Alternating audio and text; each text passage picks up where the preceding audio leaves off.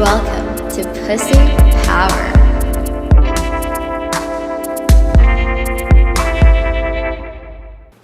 Hey guys, welcome to another episode of Pussy Power. If you've been on the internet, you most likely have seen that Moira and Jason have split up. And if you don't know who Moira de la Torre is a Filipina singer who has bomb-ass songs, and she had this song where she talked about setting someone free and kind of alluding to being cheated on. And this video and this podcast is for you if you're in that situation and you wouldn't know what to do. I've been there and I didn't really do a great job of processing things when I first experienced being quote unquote cheated on, and it really sucked. The experience sucked so bad, it hurt so much. But I want to tell you, if you have gone through that and if you're going through it now, it doesn't mean that you're a victim. Okay? Yeah, I'm sure it sucks, but it does not mean you're a victim. And before anything else, I just want to remind you that letting go is a form of love too. Not only for your partner, but also for yourself. Most importantly, for yourself. So here are the 5 things I would recommend for you if you're going through this about how to deal with getting cheated on.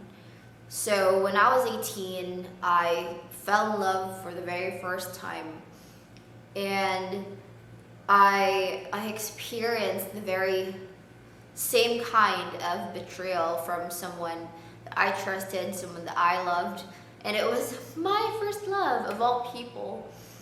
And I remember being so heartbroken. I would literally wake up and I would cry. I would be with my family in a car and I would want to cry, and I don't want them to see me crying. And the thing about having this kind of betrayal is it really feels like someone just stabbed you in your chest, because that's someone that you trusted, someone you loved, someone you wanted to spend the rest of your life with most likely, and someone that you just gave your heart to. So it's really it's devastating to have this kind of heartbreak. When I was going through that, it was technically a pseudo relationship and it wasn't technically cheating, but the betrayal felt the same. It still hurt the same way as if we were technically boyfriend, girlfriend. The only thing that was missing was the label. So the very first thing that you gotta do when you're dealing with a betrayal like this, or someone you love cheated on you, is to allow yourself to grieve. Let the tears out, listen to the sad songs, listen to Moira's sad song, really cry if you need to. Talk to your friends about how depressed you are or how much it hurts. You gotta let all of that grief out, and you gotta stop holding on to that pain. And the only way for you to let it go is to really feel the grief, feel the heartbreak. And when you're going through it, it really sucks. It feels like someone just stabbed your heart and twisted a knife, so it's literally bleeding. But healing, the only way out and healing is through. So the only way out of that heartbreak is through this heartbreak itself. So allow yourself to feel bad, Allow yourself to have those days when you just don't want to get out of bed, and really just allow yourself to feel the pain. Feel all the pain that's in your heart that wants to be felt. Being able to give yourself this space is so important so that you can heal. And the second thing is giving yourself the time to heal. This means no rebounds, no swiping on Tinder or Bumble or whatever, no going back to the person who hurt you. It's really just taking some time off, and someone literally just like stabbed your heart and shattered it to pieces, and now it needs time to repair itself and heal again. When you're in that healing phase, it's so tempting to start rebound relationships, and I've done that once, but let me tell you, it feels super shallow. Worst case scenario is you actually compare that rebound relationship to the person you loved, and it makes you feel even worse.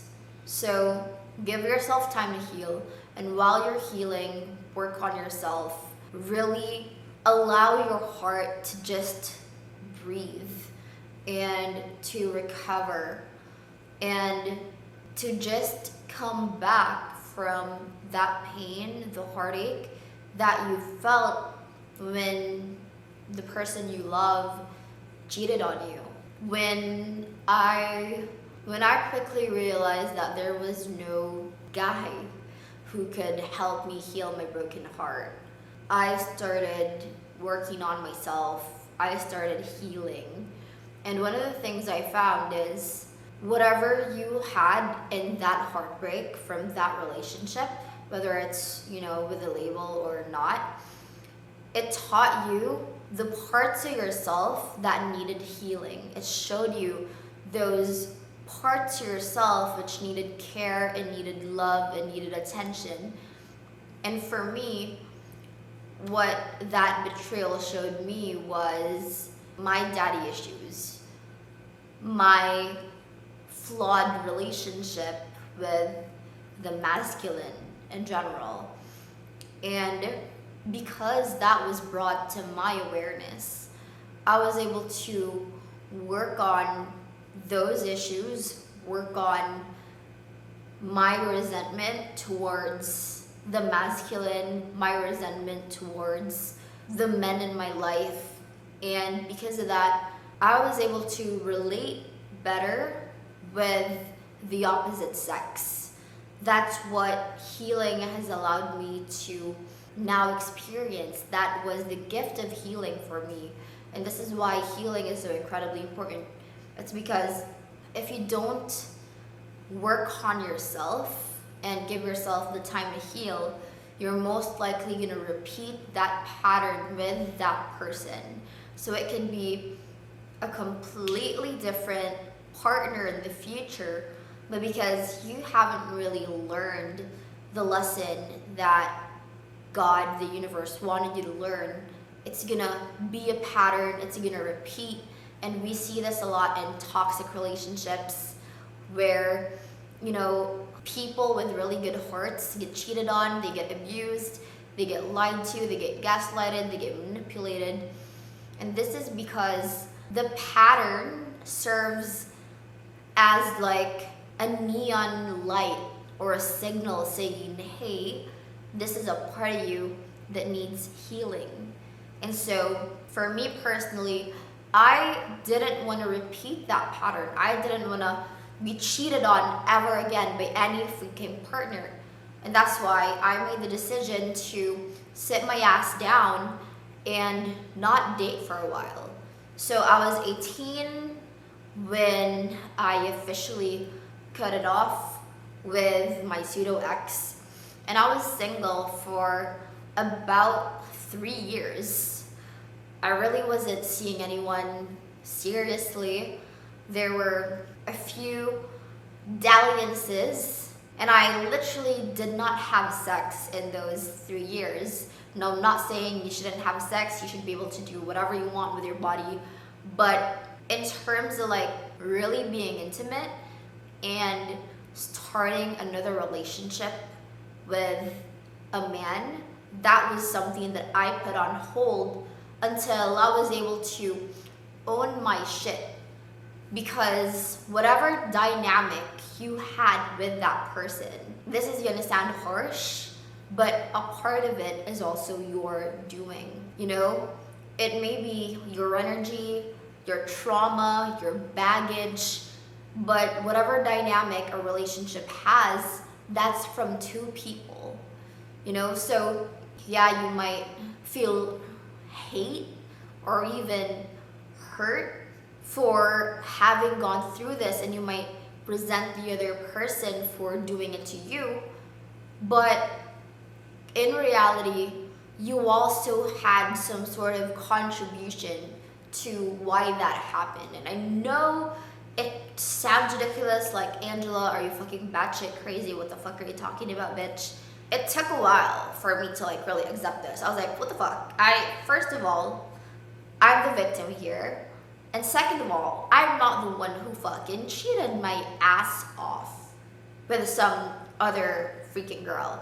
And after going through a lot of reflecting and introspection, I realized I did have a contribution to that dynamic and to that betrayal. For me, it was not listening to what my pseudo ex wanted, not listening to him when he said he wasn't ready for a relationship, not believing him when he expressed to me multiple times that he couldn't see this happening right now.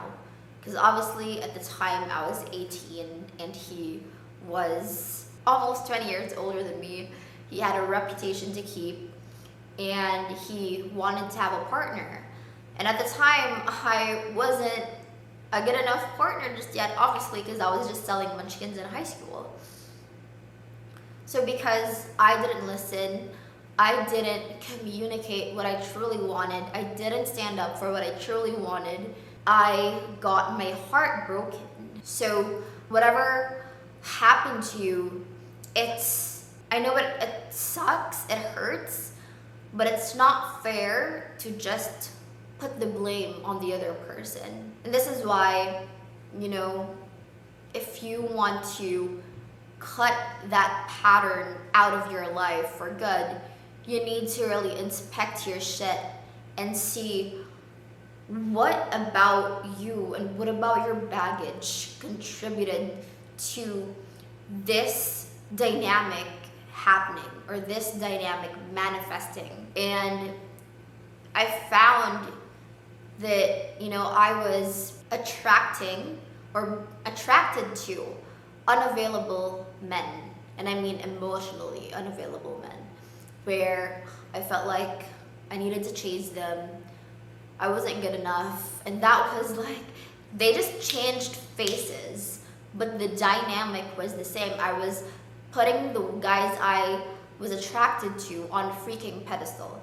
And until I worked on myself, I was repeating that same pattern over and over. And when I finally decided that enough was enough, that was the moment that, you know, I was able to really heal myself and attract this amazing God-sent healthy relationship that I have now.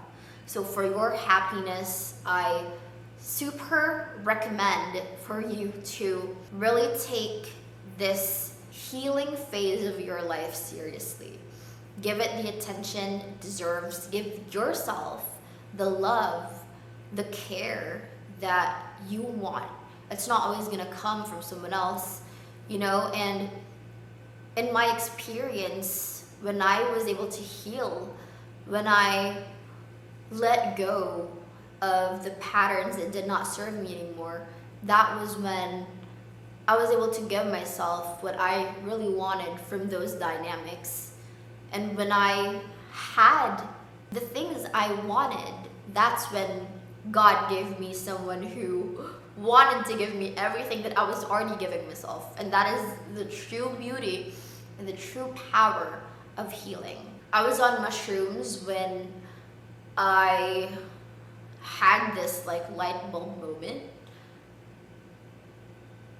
I felt gratitude to my pseudo ex and to the emotionally unavailable men I was attracting for showing me the unhealed parts of myself. You know, someone once said that you either attract a partner who's going to be with you for life, or you're going to attract a teacher.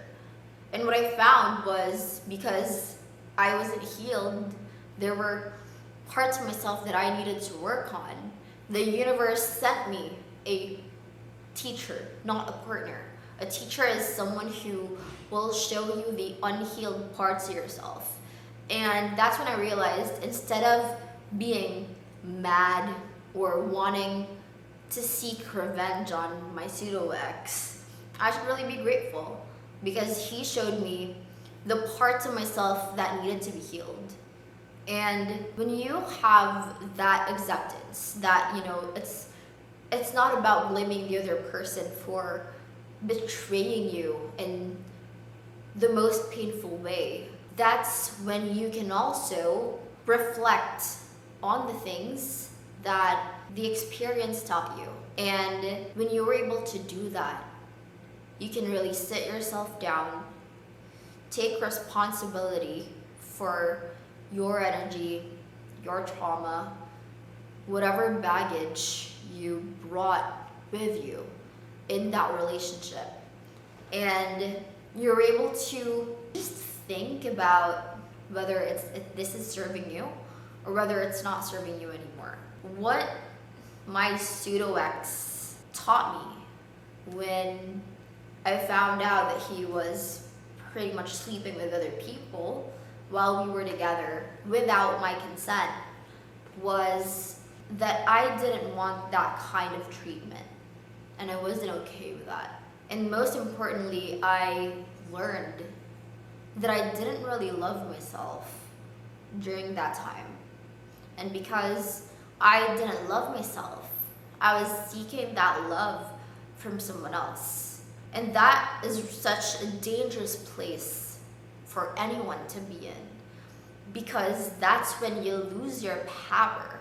That's when you give your power away to someone who can just decide to leave you the next day or fuck around with somebody else the next day. And that leaves you in such a vulnerable place.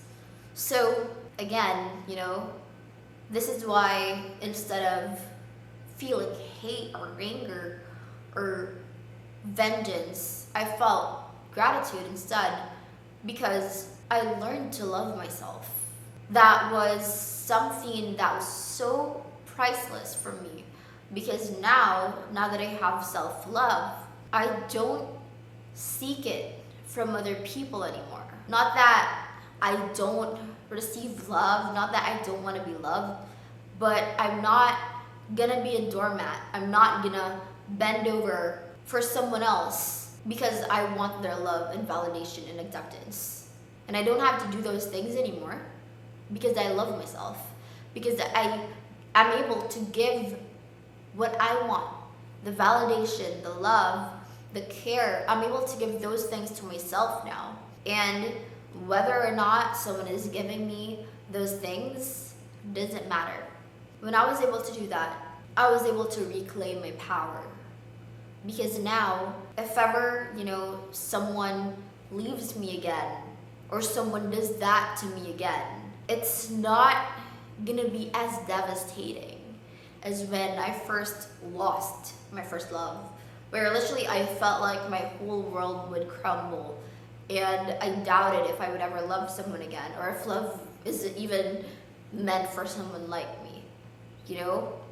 And when you're reflecting on what you've learned from that experience, you're also able to take note of what you like, what you don't like, what kind of treatment you want, what kind of treatment is not okay, what your non-negotiables are, what your deal breakers are.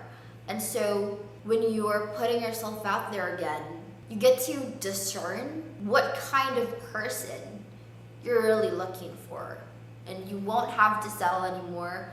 You won't have to guess anymore, because you're clear on who you want to be in a relationship with.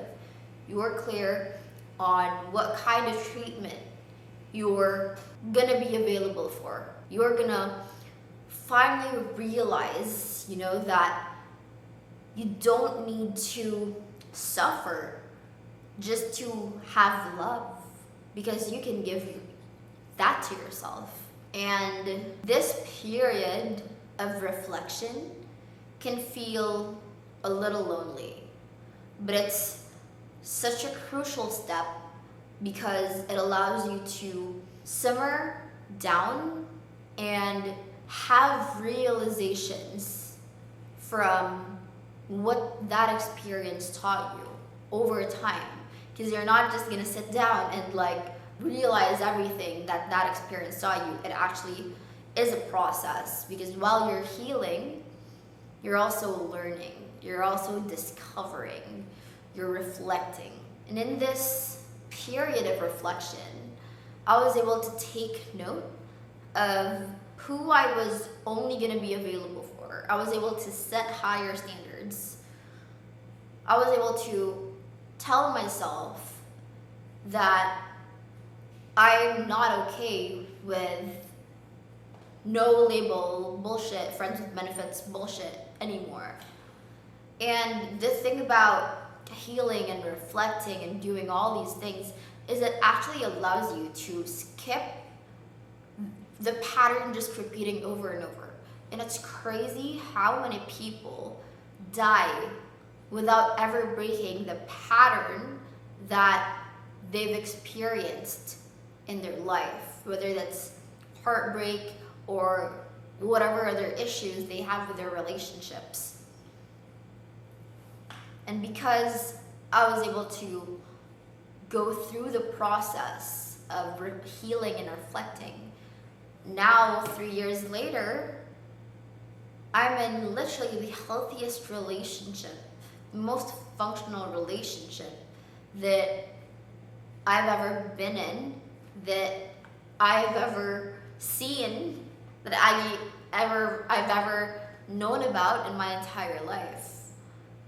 And it's really freaking amazing. I don't have to settle for a bunch of idiots who only break my heart. I don't have to go through the trial and error phase again. I don't have to go through the, oh shit, I gave too much away, I didn't love myself again.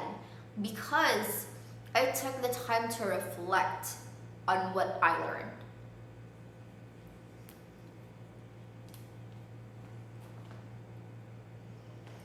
And the next thing is realizing that them cheating is not always about you.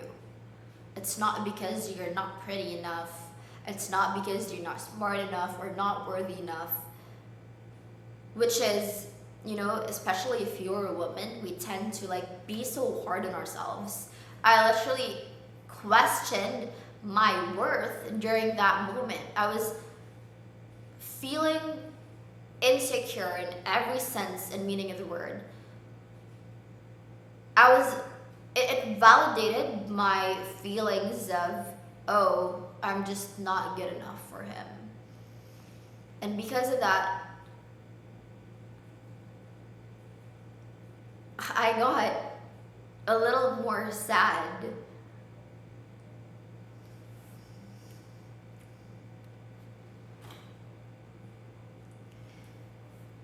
So when you're going through this experience, it's important to know that that other person has their own baggage too.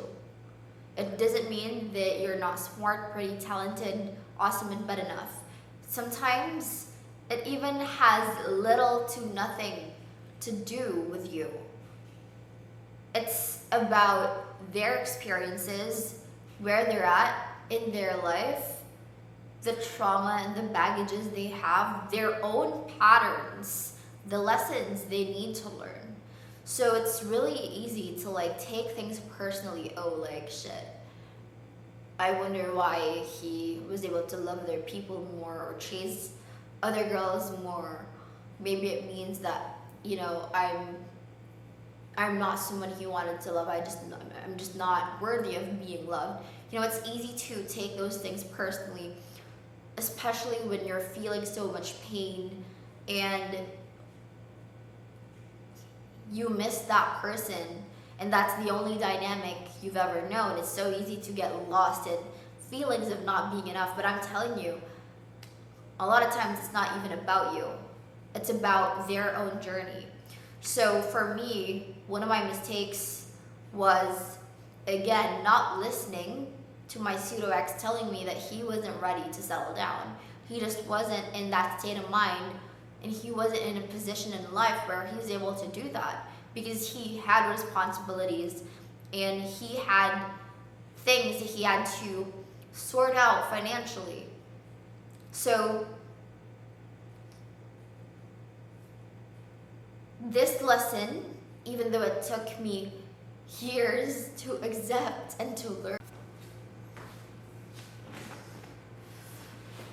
so even though it took me years to learn this lesson, it definitely helped me moving forward with my feeling of how worthy I was, you know, with feelings of being enough and my self-worth, and not ever having to question myself ever again or how good enough I am. Because I know now that it's not just about me, it's about his journey too. And it's about his life, not just what I want. So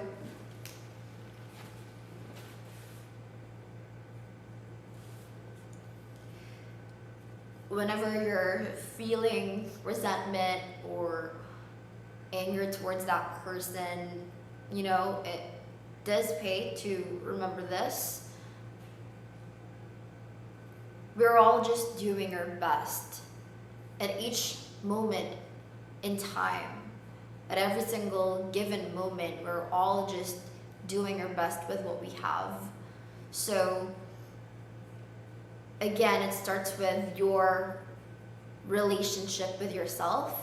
If you're too harsh on yourself, you're also going to be too harsh on other people. And aside from their baggage, you know, maybe it's just not meant to be. There is a higher power, I believe, who has better plans for you. And maybe, you know, that person just wasn't meant to be with you in this stage of life. Maybe later on they are, hopefully not, if you've experienced a really traumatic situation with them. But it's like God giving you a bigger teddy bear. But for him to be able to give you a bigger, better teddy bear, you need to let go of your small, teensy teddy that you're holding on to, so that, you know, after you've healed, after you've worked on yourself, God can give you something much better, something that you never even imagined you would experience or you'd have, a love you deserve. And you can only experience that when you're able to really heal and let go and reflect on what these experiences have taught you.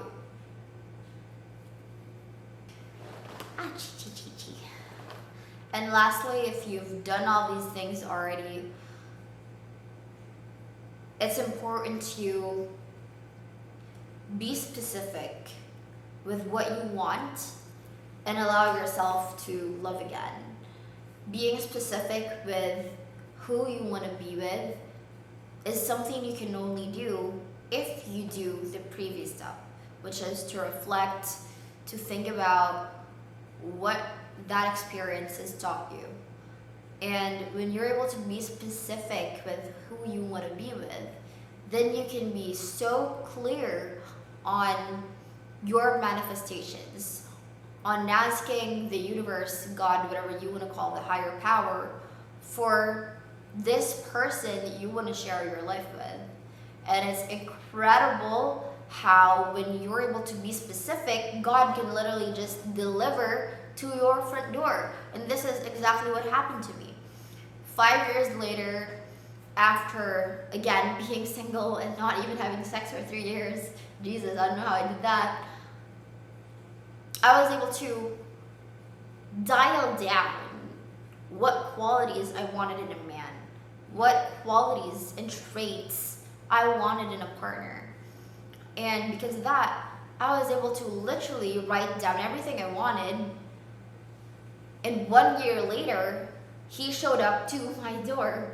It's literally amazing. If you want a podcast episode on how I manifested this awesome relationship, let me know. I might do one about it. So you need to experience what you don't want first for you to know what you do want.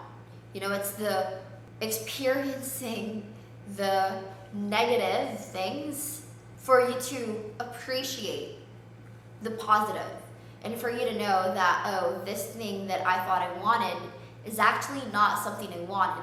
It's so freaking crazy. Like, at 18, I thought I found somebody I wanted to spend the rest of my life with forever. And now at 22, I'm like, what the fuck was I thinking? That is not someone I want to spend the rest of my life with at all. So sometimes when you get cheated on or get manipulated or abused or whatever, that's actually God's gift to you, because God is showing you, hey, this is not what you want. There is someone better. And because of this contrast experience, you're able to appreciate the gift that the universe will give you soon enough after you've done the healing, done the work on yourself. And that is the beautiful gift of doing all these steps that I am sharing with you. Now, it's not just enough for you to be specific. The next half of this step is also allowing yourself to love again. And not saying that all men will cheat or all men are this and that, even though you've gone through something really painful. It's letting yourself be open and realizing that if you could love someone so much, how much more love can you give now that you're coming from a place of wholeness, now that you love yourself, now that you know better. You know, how much more love can you give and how much more love can you receive? And if you go through this, even though it is a painful process, you will be able to come from a place of self-love, see your worth. You'll be able to see your worth more than you ever have in your entire life, and you're gonna be freaking shocked that you even allowed yourself to be treated that way ever. So again, if you're going through something as painful as this, I know it sucks, but it will pass. It might take months or a year or years or even a decade, but if you allow yourself to heal and reflect and do all these things that I just shared with you, even if you don't attract the partner that you want, you will always have yourself to give you the love you want. And that is something that's priceless. So I hope you guys enjoyed this podcast episode. It's a little more intense than all my other episodes. If you learned, I want to know what your biggest takeaway is. Let me know.